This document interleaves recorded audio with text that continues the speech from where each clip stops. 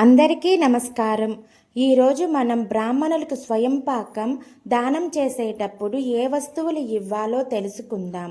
చాలామందికి స్వయం పాకంలో ఏ వస్తువులు ఇవ్వాలో తెలియని వాళ్ళు ఈ వీడియో చివరిదాకా చూడండి. మన గోల్డెన్ ఛాంప్స్ ఛానల్ ప్రేక్షకులకు స్వాగతం. మనం బ్రాహ్మణులకు స్వయం పాకం వస్తువులు దానం ఇచ్చేటప్పుడు తీసుకునే వాళ్ళు తృప్తి చెందాలి. మనం ఇచ్చే వస్తువులు వాళ్ళ కుటుంబంలో ఉన్న సభ్యులు ఒక పూట భోజనం చేయడానికి సరిపడినంత ఇవ్వాలి.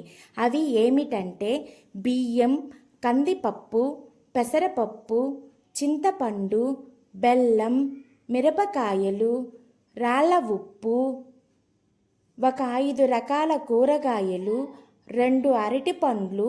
చాలామందికి రాళ్ళ ఉప్పు ఇవ్వచ్చా అనే సందేహం ఉంటుంది, కానీ రాళ్ళ ఉప్పు ఇస్తే ఎంతో మంచిది.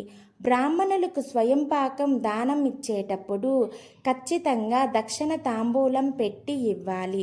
దక్షిణ తాంబూలంలో 2 ఆకులు, 2 వక్కలు, 2 అరటిపండ్లు, ₹1 అయినా చిల్లర పెట్టి ఇవ్వాలి.